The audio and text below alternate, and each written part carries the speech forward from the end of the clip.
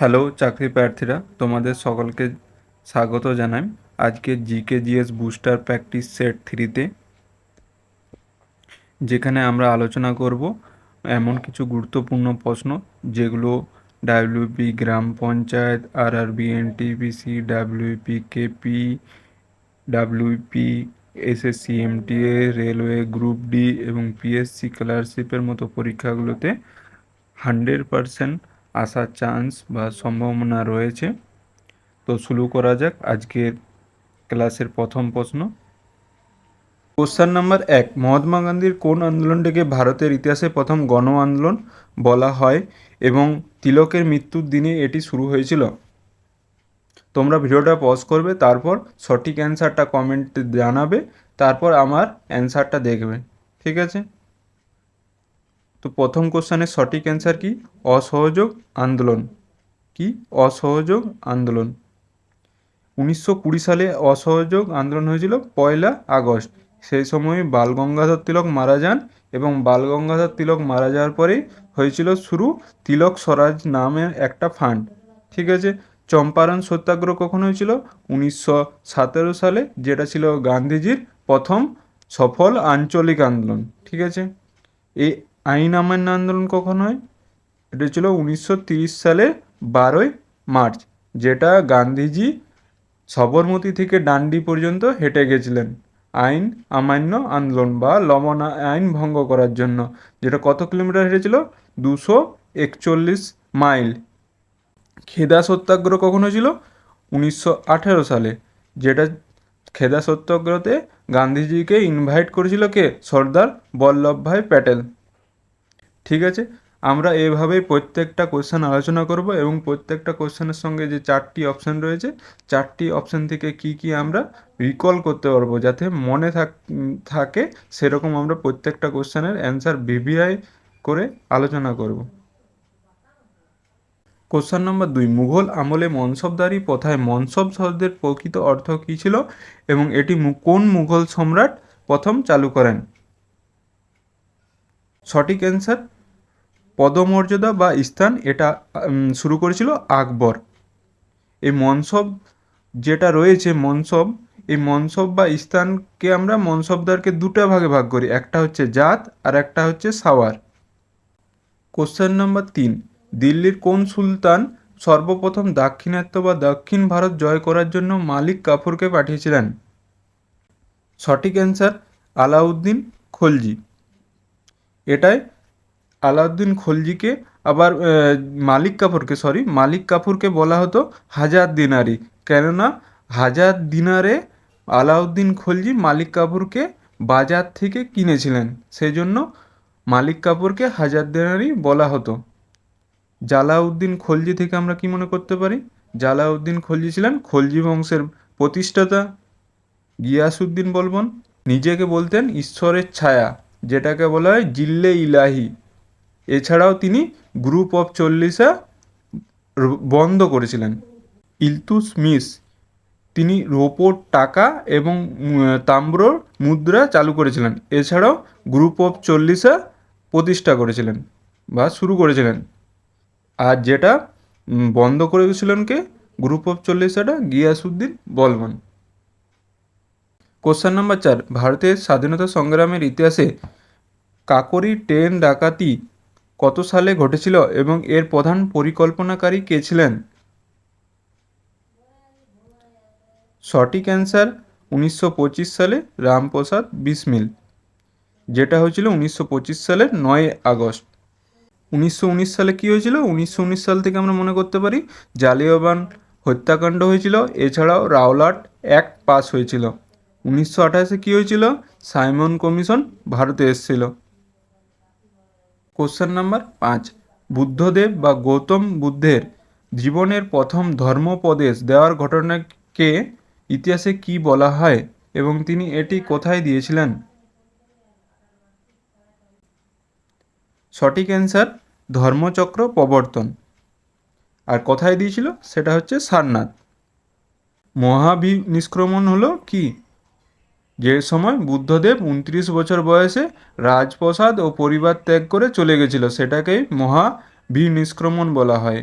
আর মহাপরিনির্বাণ কি? 80 বছর বয়সে কুশীনগরে যখন তিনি মৃত্যুবরণ করেছিলেন, সেটাই হচ্ছে মহাবিনির্বাণ। কোশ্চেন নাম্বার 6, কোন নদীটি কর্কটক্রান্তি রেখাকে দুবার অতিক্রম করেছে এবং এটি কোন সাগরে পতিত হয়েছে? সঠিক অ্যান্সার মাহি নদী। নর্মদা নদী থেকে আমরা কি মনে করতে পারি? নর্মদা নদী অমরকণ্টক থেকে উৎপন্ন হয়েছে। তাপ্তি নদী কোথা থেকে উৎপন্ন হয়েছে? মধ্যপ্রদেশের মুলতাই পাহাড় থেকে। এটাকে আবার নর্মদার যমজ বলা হয় বা টুইন্স নদী বলা হয়। সবরমতী কোথা থেকে উৎপন্ন হয়েছে? রাজস্থানের আরাবল্লী পর্বত থেকে। কোশ্চেন নাম্বার 7, ভারতের ম্যাপ অনুযায়ী সিকিম রাজ্যের সাথে ভারতের কতগুলি প্রতিবেশী রাজ্য এবং কতগুলি দেশের সীমানা যুক্ত আছে? সঠিক অ্যান্সার একটি। মানে হচ্ছে ভারতের কতগুলি প্রতিবেশী রাজ্যের সঙ্গে যুক্ত আছে? একটি, যেটা হচ্ছে কি পশ্চিমবঙ্গ। আর কতগুলি দেশের সঙ্গে সীমানা যুক্ত আছে? না 3টা। কি কি? নেপাল, ভুটান আর চীন। সিকিম রাজ্যটি আমাদের ভারতের পূর্ণ রাজ্য ছিল না, যেটা কখন হয়েছে পূর্ণ রাজ্য? 1975 সালে 76তম সংবিধান সংশোধনের মাধ্যমে। কোশ্চেন নাম্বার 8, বিখ্যাত লোকটাক হ্রদ এবং পৃথিবীর একমাত্র ভাসমান জাতীয় উদ্যান কিবুল লামজাও কোন রাজ্যে অবস্থিত? সঠিক অ্যান্সার মণিপুর, যেটাকে স্থানীয় ভাষায় বলা হচ্ছে ফুমদিস। এবং এই লোকটাক হ্রদে যেটা কেবুল লামজাও পার্ক রয়েছে, সেখানে সাংহাই হরিণ বিখ্যাত, যেটা বিলুপ্ত প্রায়।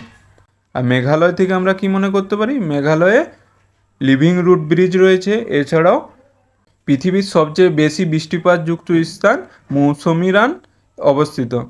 মিজোরাম কি? মিজোরামের বিখ্যাত হ্রদ হলো পালা হ্রদ। এবং নাগাল্যান্ডের রাজধানী কি? কোহিমা, যেখানে নাগাল্যান্ডে হর্নবিল ফেস্টিভ্যাল প্রতি বছর ডিসেম্বরে পালিত হয়। এই যে গুরুত্বপূর্ণ যে ডাটাগুলো বললাম আমি, এগুলো খাতায় নোট করে রাখবে। কোশ্চেন নাম্বার 9, দক্ষিণ ভারতের কোন বিখ্যাত গিরিপথটি মুম্বাই এবং পুনে শহরকে সড়ক ও রেলপথে যুক্ত করেছে? সঠিক অ্যান্সার ভোরঘাট। থালঘাট কাকে যুক্ত করেছে? থালঘাট যুক্ত করেছে মুম্বাই আর নাসিক। এছাড়াও পালঘাট কাকে কাকে যুক্ত করেছে? পালঘাট নীলগিরি ও আনাইমালাই পর্বতকে। কোশ্চেন নাম্বার 10, ছোটনাগপুর মালভূমির সর্বোচ্চ শৃঙ্গের নাম কি এবং এটি ঝাড়খণ্ডের কোন জেলায় জৈনদের তীর্থক্ষেত্র হিসেবে বিখ্যাত? সঠিক অ্যান্সার পরেশনাথ পাহাড়, যেটা সর্বোচ্চ শৃঙ্গের নাম কি? সমেত শিখর। এটা 23তম তীর্থাঙ্কর জৈনদের পারেশনাথের নামকরণ অনুযায়ী করা হয়েছে। পাহাড়টির নাম পরেশনাথ পাহাড়। অমরকণ্টক থেকে আমরা কি মনে করতে পারি? অমরকণ্টক এর সর্বোচ্চ শৃঙ্গ কি? মধ্যপ্রদেশের মহাকাল পর্বতের সর্বোচ্চ শৃঙ্গ, যেটা থেকে মানে অমরকণ্টক পাহাড় থেকে নর্মদা নদী এবং সোন নদী উৎপত্তি হয়েছে। ধূপগড়, ধূপগড় হচ্ছে সাতপুরা পর্বতের সর্বোচ্চ শৃঙ্গ। সান্দাকফু কি? সান্দাকফু হচ্ছে পশ্চিমবঙ্গের সর্বোচ্চ শৃঙ্গ। কোশ্চেন নাম্বার 11, ভারতীয় সংবিধানের কোন অনুচ্ছেদ অনুযায়ী কোনো রাজ্য রাষ্ট্রপতি শাসন জারি করা যায় এবং এটি সর্বোচ্চ কত বছর পর্যন্ত বাড়ানো যেতে পারে? সঠিক অ্যান্সার অনুচ্ছেদ 68, যেটা সর্বোচ্চ 3 বছর পর্যন্ত বাড়া যেতে পারে। একবার যদি লাগানো হয় সেটা 6 মাস পর্যন্ত থাকে, তারপর 6 মাস করে করে মোট 3 বছর পর্যন্ত জারি করা যায়। যেটা প্রথম কোথায় হয়েছিল? পাঞ্জাবে লাগানো হয়েছিল এই রাষ্ট্রপতি শাসন। অনুচ্ছেদ 352তে কী রয়েছে?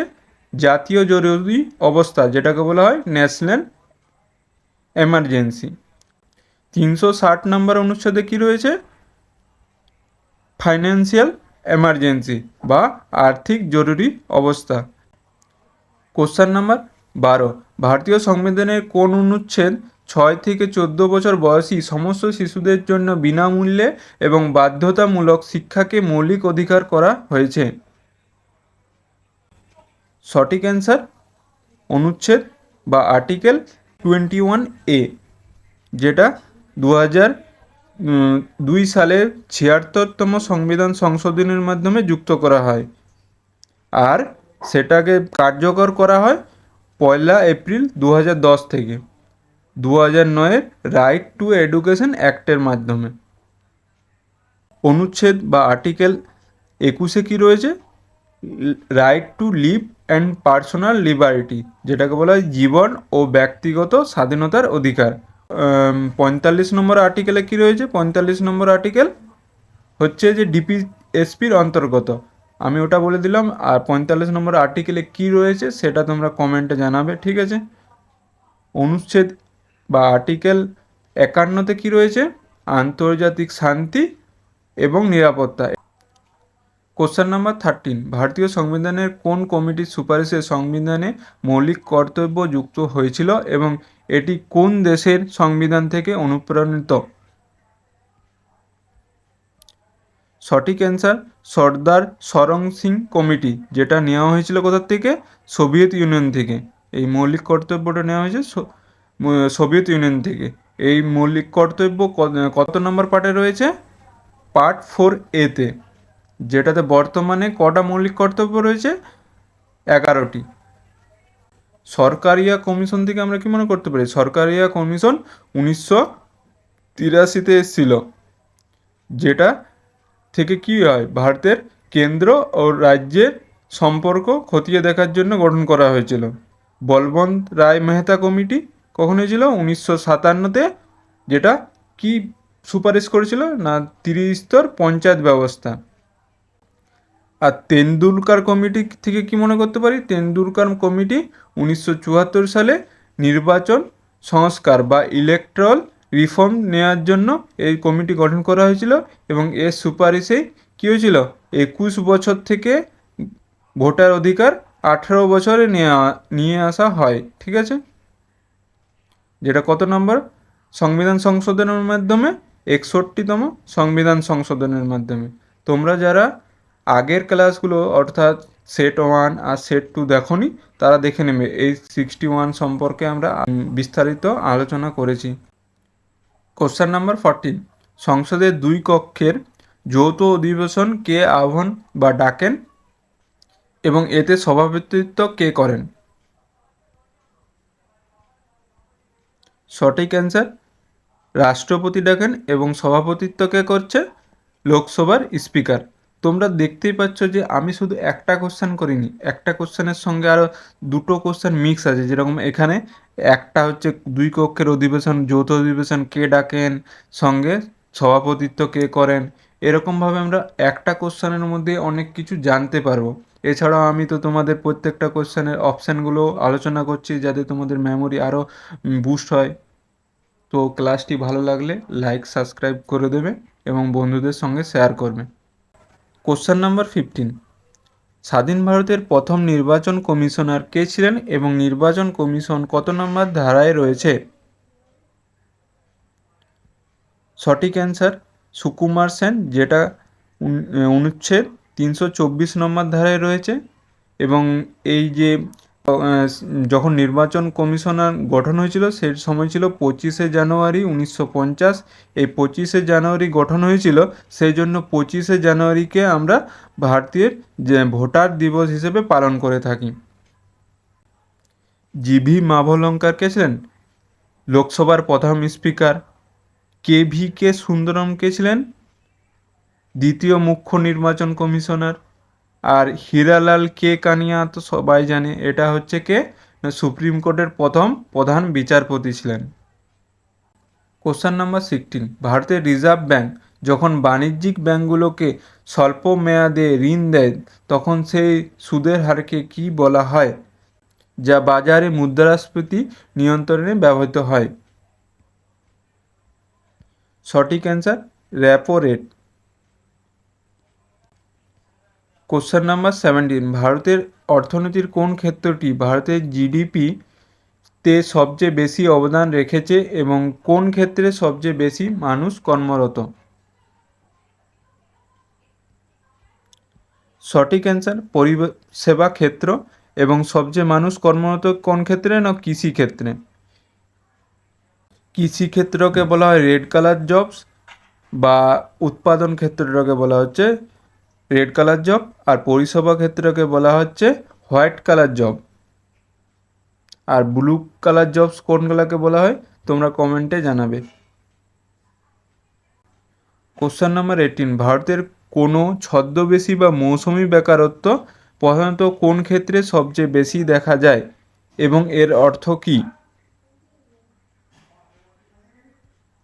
সঠিক অ্যান্সার কৃষিক্ষেত্র। যেটা দেখা যায় কোথায়, কেন দেখা যাচ্ছে, মানে অর্থটা কী হচ্ছে, শ্রমিকের প্রান্তিক উৎপাদনশীলতা শূন্য, অর্থাৎ দুজন কাজ করলেও যা উৎপাদন হবে এবং 4জন 10জন কাজে যুক্ত থাকলেও সেই পরিমাণ উৎপাদন হবে। কোশ্চেন নাম্বার 19, একটি চলন্ত গাড়ি হঠাৎ ব্রেক কষলে গাড়ির ভেতরের যাত্রীরা সামনের দিকে ঝুঁকে পড়েন। এটি নিউটনের কোন গতিসূত্র এবং কিসের উদাহরণ? সঠিক অ্যান্সার প্রথম গতিসূত্র। এবং কিসের উদাহরণ? এটা হচ্ছে গতিজাড্যের উদাহরণ। এই প্রথম সূত্রটা কিসের? ইনারশিয়া বা জাড্য ধর্ম। দ্বিতীয় গতিসূত্র থেকে আমরা কি জানতে পারি? দ্বিতীয় গতিসূত্র থেকে আমরা ভর বল ইজ ইকুয়াল টু ভর ইন্টু ত্বরণ, মানে হচ্ছে F is equal to M A. তৃতীয় গতিসূত্র কী ছিল নিউটনের? প্রত্যেক ক্রিয়ারই সমান এবং বিপরীত ক্রিয়া আছে। কোশ্চেন নাম্বার 20, কোনো বস্তুর ওজন পৃথিবীর কোথায় সবচেয়ে বেশি এবং কোথায় শূন্য হয়?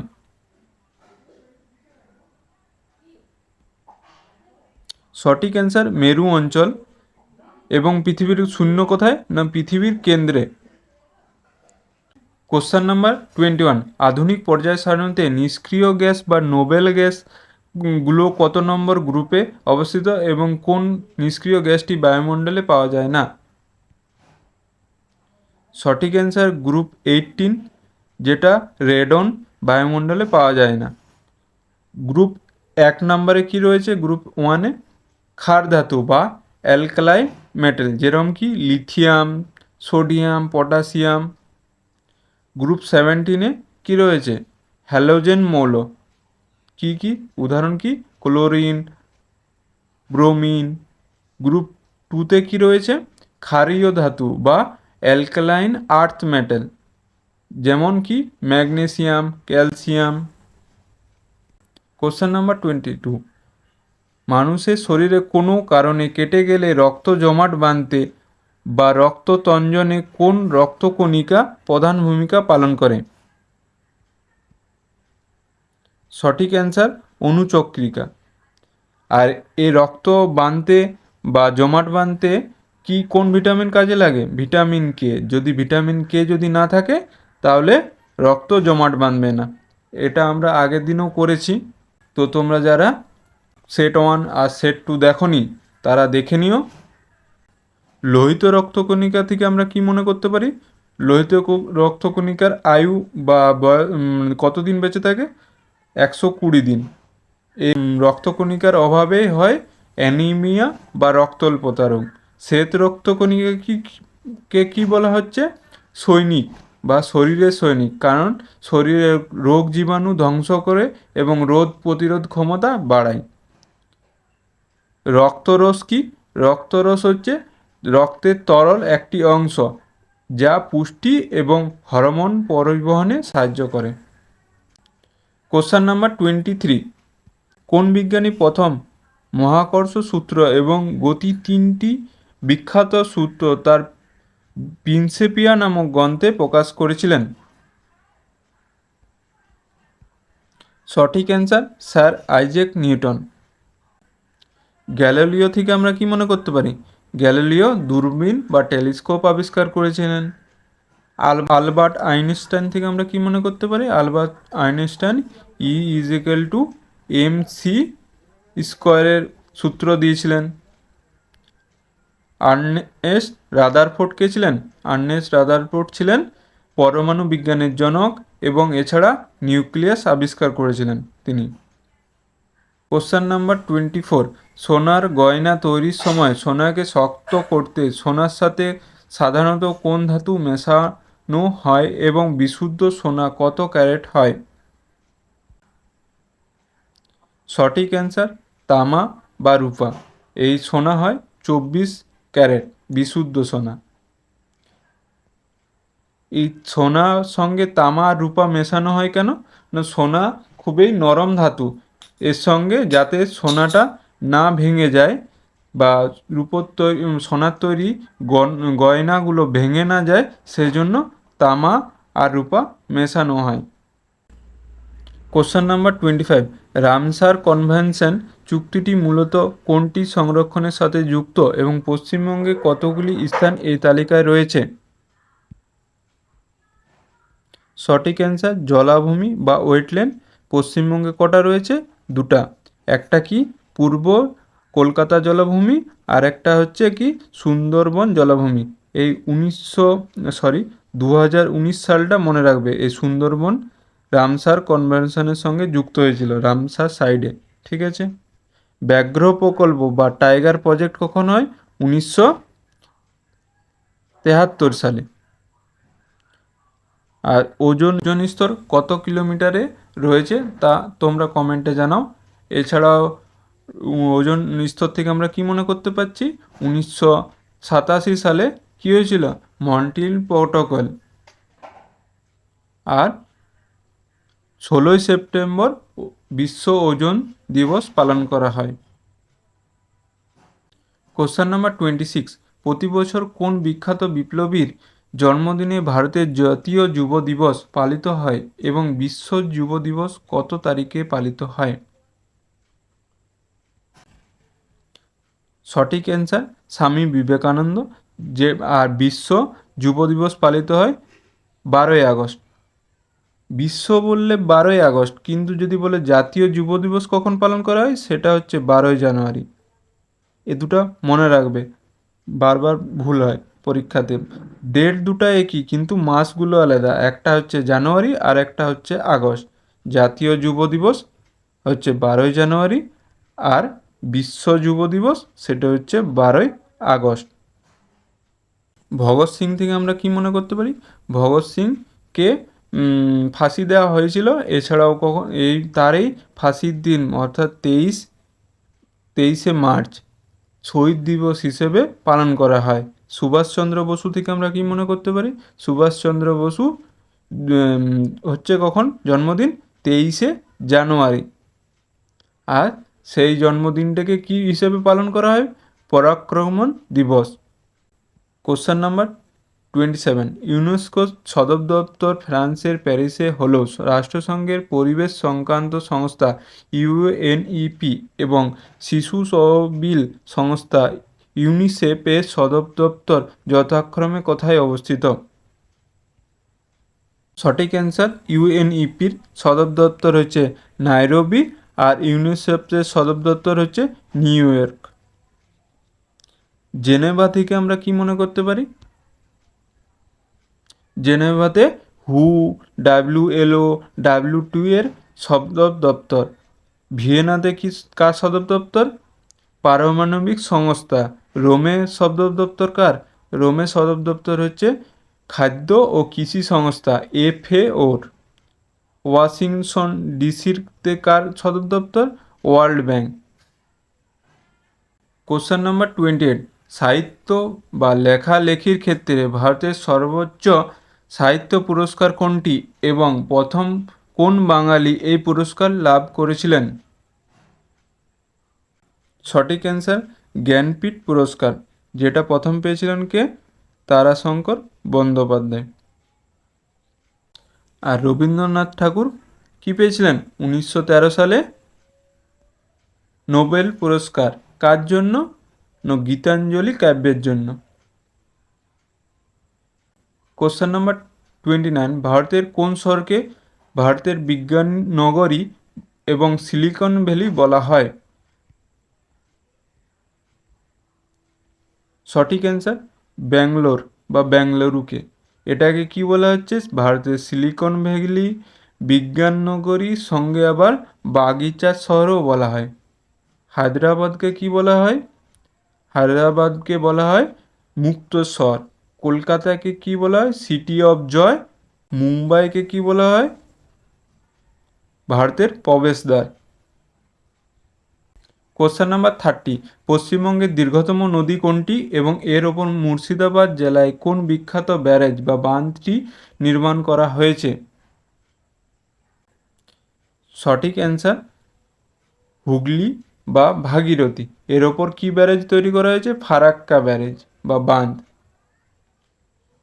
আচ্ছা, তিস্তা নদীর উৎপত্তি কোথায় সেটা আমাকে কমেন্টে জানাবে, আমাদের আগের দিনের ক্লাসে বলা হয়েছে। আর দামোদর নদীকে কি বলা হয়? বাংলার দুঃখ। Thank you. এই ছিল আজকের আমাদের 30টি প্রশ্ন, গুরুত্বপূর্ণ প্রশ্ন, যেগুলি ডাব্লিউপি গ্রাম panchayat, food SI, WP KP, তারপর ক্লার্কশিপের জন্য গুরুত্বপূর্ণ। ক্লাসটি ভালো লাগলে তোমরা লাইক সাবস্ক্রাইব করবে, এছাড়াও বন্ধুদের সঙ্গে শেয়ার করবে। দেখা হচ্ছে নেক্সট ক্লাসে। বাই।